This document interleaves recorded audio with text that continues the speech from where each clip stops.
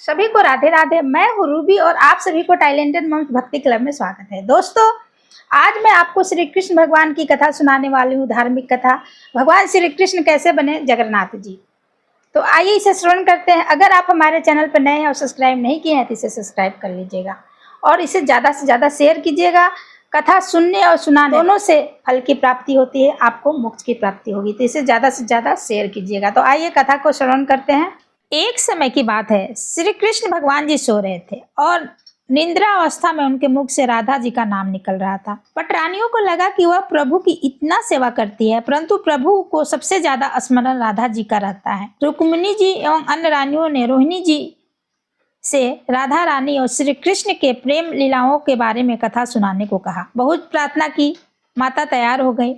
माता ने कहा, कृष्ण और बलराम को इसकी भनक न लगे। तय हुआ कि सभी रानियों को रोहिणी जी एक गुप्त स्थान पर कथा सुनाएगी, वहां कोई और न आए। इसके लिए सुभद्रा जी को पहरा देने के लिए तैयार किया गया। सुभद्रा को आदेश दिया गया कि अगर स्वयं श्री कृष्ण बलराम भी आ जाए तो उन्हें भी अंदर न आने दिया जाए। माता ने कथा सुनानी आरंभ कर दी। सुभद्रा द्वार पर तैनात थी, पहरा दे रही थी। थोड़ी देर में श्री कृष्ण और बलराम वहां आ पहुंचे। सुभद्रा ने उन्हें अंदर जाने से रोक दिया। इससे भगवान श्री कृष्ण को कुछ मन में संदेह हुआ कि कुछ तो गड़बड़ है। बाहर से ही अपनी सूक्ष्म शक्ति द्वारा अंदर की माताओं द्वारा वर्णित ब्रज लीलाओं को आनंद लेकर सुनने लगे। बलराम जी भी कथा का आनंद लेने लगे। कथा सुनते सुनते श्री कृष्ण, बलराम और सुभद्रा हृदय में वज्र के प्रति अदित्य प्रेम भाव उत्पन्न हुआ। उस भाव में उन्होंने पैर हाथ सिकुड़ने लगे, जैसे बाल काल में थे। तीनों राधा जी की कथा में ऐसे विभोर हुए कि मूर्ति के समान जड़ प्रतीत होने लगे। बड़े ध्यान पूर्वक देखने पर भी उनके हाथ पैर दिखाई ही नहीं दे रहे थे। सुदर्शन से द्रवित होकर लंबा रूप धारण कर लिया। उसी समय देव मुनि नारद वहां आ पहुंचे। भगवान के इस रूप को देखकर आश्चर्यचकित हो गए और निहारते रहे। कुछ समय बाद जब तंद्रा भंग हुई तब नारद जी ने प्रणाम करके भगवान श्री कृष्ण से कहा, हे प्रभु, मेरी इच्छा है कि मैंने आज जो रूप देखा है वह रूप आपके भक्त जनों को पृथ्वी लोक पर चिरकाल तक देखने को मिले। आप इस रूप में पृथ्वी पर वास करें। भगवान श्री कृष्ण नारद जी के बात से प्रसन्न हुए। उन्होंने कहा कि ऐसा ही होगा। कली काल में मैं इसी रूप में नीलांचल क्षेत्र में अपना स्वरूप प्रकट करूंगा। कलियुग आगमन के उपरांत प्रभु की प्रेरणा के मालाव राजा इंद्रधूम ने भगवान श्री कृष्ण, बलभद्र जी और बहन सुभद्रा जी की ऐसी ही प्रतिमा जगन्नाथ मंदिर में स्थापना कराई। राजा इंद्रधूम श्रेष्ठ प्रजापालक थे। प्रजा उन्हें बहुत प्रेम करती थी। प्रजा सुखी और संतुष्ट थी। राजा के मन में इच्छा थी कि वह कुछ ऐसा करे कि जिससे उनकी स्मरण रखे। देवयोग में इंद्रधूम ने मन में एक अज्ञात कामना प्रकट हुई कि वह एक ऐसा मंदिर का निर्माण कराए जिसे दुनिया में कहीं और न हो। इंद्रधूम विचारने लगे कि आखिर उनके मंदिर में किस देवता की मूर्ति स्थापित करें। राजा के मन में इच्छा और चिंतन चलने लगी। एक रात इसी पर गंभीर चिंतन करते करते सो गए। नींद में राजा ने एक सपना देखा। सपने में उन्हें एक देववाणी सुनाई पड़ी। इंद्रधूम ने सुना, राजा, तुम पहले नए मंदिर का निर्माण आरंभ करो। मूर्ति विग्रह की चिंता छोड़ दो। उचित समय आने पर तुम्हें स्वयं राह दिखाई पड़ेगी। राजा नींद में जागा उठे। सुबह उठते उन्होंने अपने मंत्रियों को सपने की बात बताई। राजा पुरोहित के सुझाव पर शुभ मुहूर्त में पूर्वी समुद्र तट पर एक विशाल मंदिर के निर्माण का निश्चय हुआ। वैदिक मंत्र उच्चारण के साथ मंदिर निर्माण का श्री गणेश हुआ। राजा इंद्रधूम ने मंदिर बनवाने की सूचना शिल्पियों और कारीगरों को की। सभी इसमें योगदान देने पहुंचे। दिन रात मंदिर के निर्माण में जुटे। कुछ ही वर्षों में मंदिर बनकर तैयार हुआ। सागर तट पर एक विशाल मंदिर का निर्माण तो हो गया, परंतु मंदिर के भीतर भगवान की मूर्ति की समस्या जस की तस थी। राजा फिर से चिंतित होने लगे। एक दिन मंदिर के गर्भगृह में बैठकर इसी चिंतन में बैठे राजा की आंखों में आंसू निकल आए। राजा ने भगवान से विनती की, प्रभु, आपके किस रूप को इस मंदिर में स्थापित करूं? इसकी चिंता से मैं बहुत ही चिंतित हूँ। मार्ग दिखाइए कुछ प्रभु। आपने जो स्वप्न में मुझे जो संकेत दिया था उसे पूरा होने में कब समय आएगा। देव विग्रह विहीन मंदिर देखकर सभी मुझ पर हंसेंगे। राजा की आंखों में आंसू झर रहे थे और वह प्रभु से प्रार्थना करते जा रहे थे, प्रभु आपके आशीर्वाद से मेरा बहुत बड़ा सम्मान है। प्रजा समझेगी कि मैंने झूठ मूठ में स्वप्न में आपके आदेश की बात कहकर इतना बड़ा काम कराया है। हे प्रभु मार्ग दिखाइए। राजा दुखी मन से अपने महल में चले गए।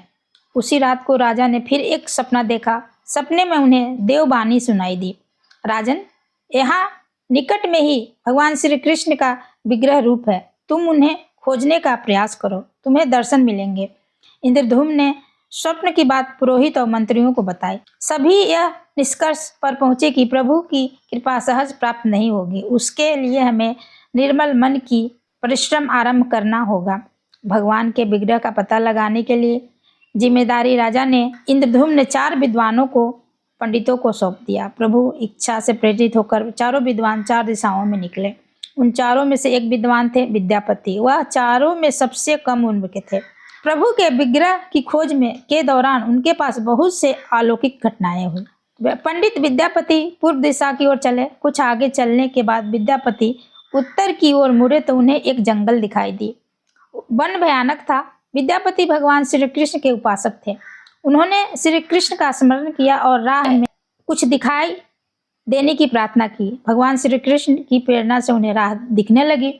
प्रभु का नाम लेते हुए वन में चले जा रहे थे। जंगल के मध्य में उन्हें एक पर्वत दिखाई दिया। पर्वत के वृक्षों से संगीत की ध्वनि, सुरमय गीत सुनाई पड़ रहा था। विद्यापति संगीत के जानकार थे। उन्हें वहाँ मृदंग, बंसी, करताल की मिश्रित आवाजें सुनाई दे रही थी। यह संगीत उन्हें दिव्य लगा। संगीत की लहरियों को खोजते खोजते विद्यापति आगे बढ़ते चले गए। वह जल्दी ही पहाड़ी की चोट पर पहुंच गए। पहाड़ों के दूसरी ओर एक सुंदर घाटी दिखाई दी जहां भील नृत्य कर रहे थे। विद्यापति उस दृश्य को देखकर मंत्रमुग्ध थे। सफर के कारण थके थे, पर संगीत से थकान मिट गई और उन्हें नींद आने लगी। अचानक एक बाघ की गर्जना सुनकर विद्यापति घबरा उठे। बाघ उनकी ओर दौड़ता आ रहा था। बाघ को देखकर विद्यापति घबरा गए और बेहोश होकर वहीं गिर पड़े। बाघ विद्यापति पर आक्रमण करने ही वाला था कि तभी एक स्त्री ने बाघ को पुकारा, बाघा। उस आवाज को सुनकर बाघ मौन खड़ा हो गया। स्त्री ने उसे लौटने का आदेश दिया तो बाघ लौट गया। बाघ उस स्त्री के पैरों के पास ऐसे लौटने लगा जैसे कोई बिल्ली पुचकार सुनकर खेलने लगती है। युवती बाघ की पीठ को प्यार से थपथपाने लगी और बाघ स्नेह से लेटता रहा। वह स्त्री वहां मौजूद स्त्रियों में सर्वाधिक सुंदर थी, सबसे अधिक सुंदर लग रही थी। वह भीलों के राजा विश्वासु की इकलौती पुत्री ललिता थी। ललिता ने अपने सेवकाओं को अचेत विद्यापति की देखभाल के लिए भेजा। सेवकाओं ने झरने में जल लेकर विद्यापति पर छिड़का। कुछ देर बाद विद्यापति की चेतना लौटी। उन्हें जल पिलाया गया। विद्यापति यह सब देखकर कुछ आश्चर्य में थे। ललिता विद्यापति के पास आई और पूछा, आप कौन हैं और भयानक जानवरों से भरे इस वन में आप क्या कर रहे हैं, कैसे पहुंचे? आपके आने का प्रयोजन बताइए ताकि मैं आपकी सहायता कर सकूं। विद्यापति के मन में बाघ का भय पूरी तरह गया नहीं था। ललिता ने यह बात भांप ली और उन्हें सांत्वना देते हुए कहा कि विप्रवर, आप मेरे साथ चलें। जब आप स्वस्थ हो तब अपने लक्ष्य की ओर प्रस्थान करें। विद्यापति ललिता के पीछे पीछे उनकी बस्ती की तरफ चल दिए। विद्यापति भीलों के राजा विश्वासु से मिले और उन्हें अपना परिचय दिया। विश्वासु विद्यापति जैसे विद्वान से मिलकर बड़े प्रसन्न हुए। विश्वासु के अनुरोध पर विद्यापति कुछ दिन वहां अतिथि बनकर रुके। वह भीलों को धर्म और ज्ञान का उपदेश देने लगे। उनके उपदेशों को विश्वासु तथा ललिता बड़ी रुचि के साथ सुनते थे। ललिता के मन में विद्यापति के लिए अनुराग पैदा हो गया। विद्यापति ने भी भाप लिया कि ललिता जैसी सुंदरी को उसमें प्रेम हो गया है, किंतु विद्यापति एक बड़े कार्य के लिए निकले थे। अचानक एक दिन विद्यापति बीमार हो गए। ललिता ने उसकी सेवा की। इससे विद्यापति के मन में ललिता के लिए भी प्रेम भाव पैदा हो गया। विश्वासु ने प्रस्ताव रखा कि विद्यापति ललिता से विवाह कर ले। विद्यापति ने इसे स्वीकार कर लिया और दोनों विवाह कर लिए। ललिता से विवाह करके विद्यापति प्रसन्न तो था, पर जिस महत्वपूर्ण कार्य के लिए वह आए थे वह अधूरा था। यही सोचकर चिंता में उन्हें बार बार सताती रहती थी। इस बीच विद्यापति को एक विशेष बात का पता चली। विश्वासु हर रोज सवेरे उठकर कहीं जाता था और सूर्योदय के बाद ही लौटता था। कितनी भी विकट परिस्थिति हो, उसका यह नियम कभी नहीं टूटता था। विश्वासु के इस व्रत पर विद्यापति को आश्चर्य हुआ। उनके मन में इस रहस्य को जानने की इच्छा हुई कि आखिर ये विश्वासु जाता कहाँ है। एक दिन विद्यापति ने ललिता से इस संबंध में पूछा। ललिता यह सुनकर सहम गई। विद्यापति ने ललिता से उसके पिता द्वारा प्रतिदिन सुबह किसी अज्ञात स्थान पर जाने और सूर्योदय से पूर्व लौटकर आने का रहस्य पूछा। विश्वासु का यह नियम किसी हाल में नहीं टूटता था, चाहे किसी भी विकट परिस्थिति हो। ललिता के सामने धर्म संकट आ गया, वह पति की बात को ठुकरा नहीं सकती थी। पति जो पूछ रहा था उसकी वंश की गोपनीयता परंपरा से जुड़ी बात थी, जिसे खोलना संभव नहीं था। ललिता ने सोचा, स्वामी, यह हमारे कुल का रहस्य है जिसे किसी को सामने खोला नहीं जा सकता, परंतु आप मेरे पति हैं और मैं आपके कुल का पुरुष मानते हुए आपको अपने कुल का पुरुष मानते हुए जितना संभव है उतना बताती हूँ। यहाँ से कुछ दूरी पर एक गुफा है जिसके अंदर हमारे कुल देवता हैं। उनकी पूजा हमारे सभी पूर्वज करते आए हैं। यह पूजा निर्बाध चलनी चाहिए। उसी पूजा के लिए पिताजी रोज सुबह नियमित रूप से जाते हैं। विद्यापति ने ललिता से कहा कि वह भी उनके कुल देवता के दर्शन करना चाहते हैं। ललिता बोली, यह संभव नहीं है। हमारे कुल देवता के बारे में किसी को जानने की इच्छा है, यह सुनकर मेरे पिता क्रोधित हो जाते हैं। विद्यापति की उत्सुकता और बढ़ गई। वह तरह तरह से ललिता को अपने प्रेम की शपथ देकर उसे मनाने लगा। आखिरकार ललिता ने कहा वह अपने पिताजी से विनती करेंगी और बातें करेंगी कि वो आपको देवता का दर्शन करा दे। ललिता ने पिता से अपनी सारी बात बताई। वो बहुत ज़्यादा क्रोधित हो गए। ललिता ने जब यह कहा कि मैं आपकी अकेली संतान हूँ, आपके बाद देवता का पूजा का दायित्व मेरा होगा, इसलिए मेरे पति का यह अधिकार बनता है क्योंकि आगे उसे ही पूजा करना होगा।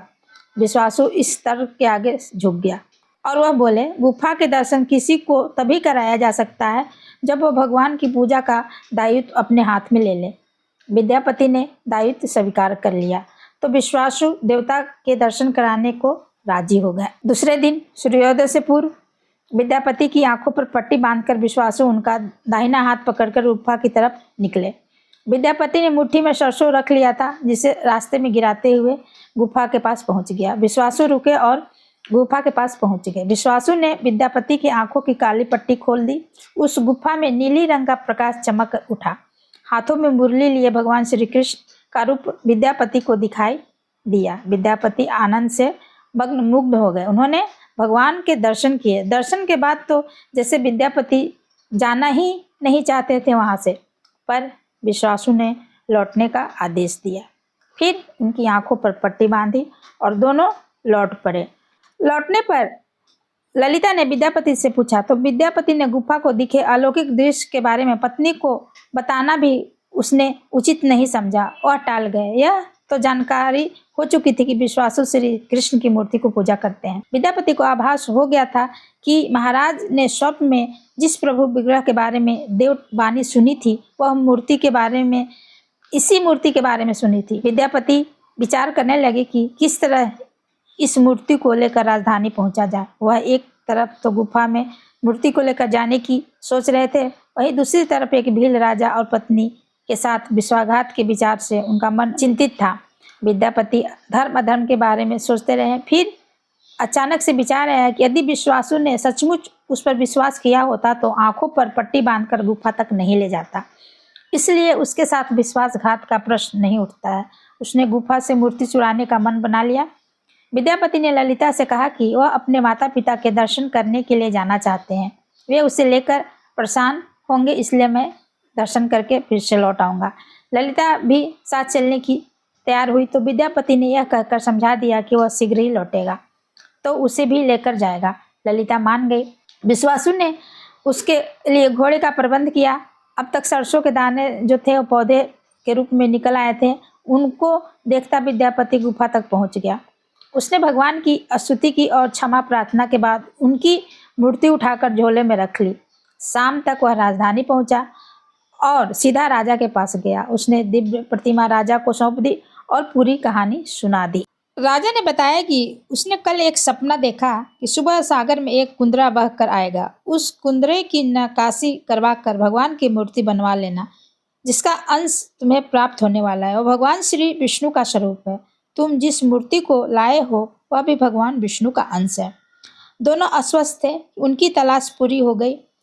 राजा ने कहा कि जब भगवान द्वारा भेजी लकड़ी से हम इस प्रतिमा का बड़ा स्वरूप बनवा लेंगे, तब तुम अपने ससुर से मिलकर उन्हें मूर्ति वापस कर देना। उनके कुल देवता का इतना बड़ा विग्रह एक भव्य मंदिर में स्थापित देखकर उन्हें खुशी ही होगी। दूसरे दिन सूर्योदय से पूर्व राजा विद्यापति तथा मंत्रियों को लेकर सागर तट पर पहुंचा। स्वप्न के अनुसार एक बड़ा कुंदरा पानी में बहकर आ रहा था। सभी उसे देखकर प्रसन्न हुए।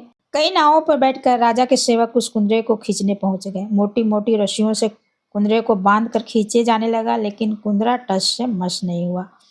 और बहुत सारे लोग आए, सैकड़ों लोग आए, नावों का प्रयोग करके भी कुंदरे को हिला नहीं पा सके कोई भी। राजा का मन उदास हो गया। सेनापति ने लंबी सेना कुंदरे को खींचने के लिए भेजी, लेकिन सेना नहीं खींच पाए। सभी मिलकर जब कुंदरे को अपने स्थान से हिला न सके, सुबह से रात हो गई। अचानक राजा ने काम रोकने का आदेश दिया। उसने विद्यापति को अकेले में ले जाकर कहा कि वह समस्या का कारण जान गया है। राजा के चेहरे पर संतोष के भाव थे। राजा ने विद्यापति को गोपनीय रूप से चलने की बात कही। राजा इंद्रधूम ने कहा कि अब भगवान की विग्रह बन जाएगा, बस एक काम करना होगा। राजा इंद्रधूम को भगवान की प्रेरणा से समझ में आने लगा कि आखिर प्रभु के विग्रह के लिए जो लकड़ी का कुंदरा पानी में बह कर आया है वह हिलडुल भी नहीं रहा है। क्यों हिलडुल नहीं रहा है? राजा ने विद्यापति को बुलाया और कहा, तुम जिस दिव्य मूर्ति को अपने साथ लाए हो, उसकी अब तक जो पूजा करता आया था, उससे तुरंत भेंट करके क्षमा मांगनी होगी। बिना उसके स्पर्श किए यह कुंदरा आगे नहीं बढ़ेगा। राजा इंद्रधूम और विद्यापति विश्वासु से मिलने पहुंचे। राजा ने पर्वत की चोट से जंगल को देखा तो उसकी सुंदरता को देखता ही रह गया। दोनों भीलों की बस्ती की ओर चुपचाप चलते रहे। इधर विश्वासु अपने नियमित दिनचर्या के हिसाब से गुफा में अपने कुल देवता की पूजा के लिए चले। वहां प्रभु की मूर्ति गायब देखी तो वह समझ गए कि उनके दामाद ने उनके साथ बहुत बड़ा छल किया है। विश्वासु लौटे और ललिता को सारी बात सुना दी। विश्वासु पीड़ा से भरा घर के आंगन में पछाड़ खाकर गिरे, बहुत दुखी थे। ललिता अपने पति द्वारा किए विश्वासघात से दुखी थी और स्वयं को इतना कारण मान रही थी कि पिता पुत्री दिन भर विलाप करते रहे। उन दोनों ने अन्न का एक दाना भी नहीं छुआ। अगली सुबह विश्वासु उठे और सदा की तरह अपनी दिनचर्या का पालन करते हुए गुफा की तरफ निकल गए। वह जानते थे कि प्रभु का विग्रह वहां नहीं है, फिर भी उनके पैर गुफा की ओर खींचते चले गए। विश्वासु के पीछे ललिता और रिश्तेदार भी थे। विश्वासु गुफा के पीछे पहुंचे जहां भगवान की मूर्ति होती थी। उस चट्टान के पास खड़े होकर हाथ जोड़कर खड़े रहे, फिर उसी चट्टान पर गिर गए और बिलख बिलख कर रोने लगे। उनके पीछे प्रजा भी रो रही थी। एक भील युवक भागता हुआ गुफा के पास आया और बताया कि उनके महाराज और उनके साथ विद्यापति को बस्ती की ओर आते देखा गया है। यह सुनकर सब चौंक गए। विश्वासु राजा के स्वागत में गुफा से बाहर आए, लेकिन उनकी आंखों में आंसू थे। राजा इंद्रधूमन विश्वासु के पास आए और उन्हें अपने हृदय से लगा लिया। राजन बोले, भीलराज, तुम्हारे कुल देवता की प्रतिमा का चोर तुम्हारा दामाद नहीं है, मैं हूँ। उसने तो अपने महाराज के आदेश का पालन किया है। यह सुनकर सब चौंक उठे। विश्वासु ने राजा को आसन दिया। राजा ने उस विश्वासु को शुरू से अंत तक पूरी बात बता दी और कहा कि आखिर क्यों यह सब करना पड़ा। फिर राजा ने उनसे अपने स्वप्न और फिर जगन्नाथपुरी के सागर तट पर मंदिर निर्माण की बात सुनाई। राजा ने विश्वासु से प्रार्थना की, भील सरदार विश्वासु, कई पीढ़ियों से आपके वंश के लोग भगवान ने उस विग्रह के दर्शन सभी को मिले, इसके लिए आपकी सहायता चाहिए। ईश्वर द्वारा भेजे गए लकड़ी के कुंदरे से बनी मूर्ति के भीतर एक दिव्य मूर्ति को सुरक्षित रखना चाहते हैं। अपने कुल की प्रतिमा को पुरी के मंदिर में स्थापित करने की अनुमति दो। उस कुंदरे को तुम स्पर्श करोगे तभी वह हिलेगा। विश्वासु राजी हो गए। राजा सब परिवार विश्वासु को लेकर सागर तट पर पहुंचे। विश्वासु ने कुंदरे को छुआ। छूते ही कुंदरा अपने आप तैरता हुआ किनारे पर आ गया। राजा के सेवकों ने उसे कुंदरे को राजमहल में पहुंचा दिया। अगले दिन मूर्तिकारों और शिल्पकारों ने राजा को बुलाकर मंत्रणा की और फिर आखिरी मंत्र के द्वारा आखिर इस कुंदरे से कौन सी देव मूर्ति बनाना शुभदायक होगा। मूर्तिकारों ने कह दिया कि वे पत्थर की मूर्तियां बनाना तो जानते हैं, लेकिन लकड़ी की मूर्ति बनाने का उन्हें ज्ञान नहीं है। एक नए विघ्न के पैदा होने से राजा फिर चिंतित हो गए। उसी समय वहां एक बूढ़ा आदमी आया। उसने राजा से कहा, इस मंदिर में आप भगवान श्री कृष्ण को उनके भाई बलभद्र तथा बहन सुभद्रा के साथ विराजमान करें। इस देवयोग का यही संकेत है। राजा को उस बूढ़े व्यक्ति की बात से सांत्वना तो मिली, लेकिन समस्या यही थी कि आखिर मूर्ति कैसे बने। उस बुढ़े ने कहा कि मैं इस कला में कुशल हूँ, मैं इस पवित्र कार्य को पूरा करूँगा और मूर्तियों को मैं बनाऊँगा, पर मेरी एक शर्त है। राजा प्रसन्न हो गए और उसकी शर्त पूछी। बूढ़े शिल्पकार ने कहा, मैं भगवान की मूर्ति के निर्माण का काम एकांत में करूँगा। मैं यह काम बंद कमरे में करूँगा। कार्य पूरा करने के बाद मैं स्वयं दरवाज़ा खोलकर बाहर आऊँगा। इस बीच कोई मुझे नहीं बुलाएगा। राजा सहमत तो थे, लेकिन उन्हें एक चिंता हुई और बोले, यदि कोई आपके पास नहीं जाएगा तो ऐसी हालत में आपके खाने पीने का व्यवस्था कैसे होगी।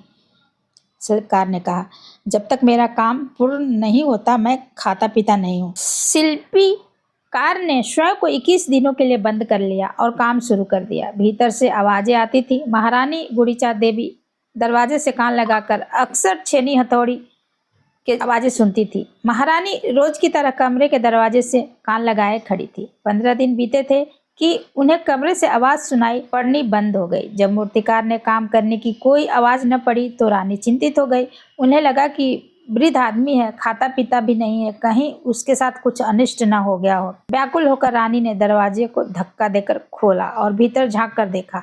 महारानी गुड़ीचा देवी ने इस तरह मूर्तिकार को दिया हुआ वचन भंग कर दिया था। मूर्तिकार अभी मूर्ति बना रहा था, परंतु रानी को देखते ही वह अदृश्य हो गया। मूर्ति निर्माण का कार्य अभी तक पूरा नहीं हुआ था। हाथ पैर का निर्माण पूर्ण नहीं हुआ था। वृद्ध शिल्पकार के रूप में स्वयं देवताओं ने शिल्पी भगवान विश्वकर्मा आए थे। उनके अदृश्य होते ही मूर्तियां अधूरी ही रह गई। इसी कारण आज भी यह मूर्तियां वैसी ही हैं। उन प्रतिमाओं को ही मंदिर में स्थापित कराया गया। कहते हैं विश्वासु संभवतः उस जरा बहेलिये का वंशज था जिसने अनजाने में भगवान कृष्ण की हत्या की थी। विश्वासु शायद भगवान श्री कृष्ण के पवित्र अवशेषों की पूजा करता था। ये अवशेष मूर्तियों में छिप कर रखे गए थे। विद्यापति और ललिता के वंशज जिन्हें देवपति कहते हैं, विद्यापति और ललिता के वंशज जिन्हें दैत्यपति कहते हैं, उनका परिवार ही यहाँ आज तक पूजा करता है। जय श्री जगन्नाथ। अगर आपको ये वीडियो पसंद आया होगा तो इसे ज़्यादा से ज़्यादा शेयर कीजिएगा। अगर आप हमारे चैनल पर नए हैं और सब्सक्राइब नहीं किए हैं तो सब्सक्राइब कीजिएगा। ओम नमो भगवते वासुदेवाय।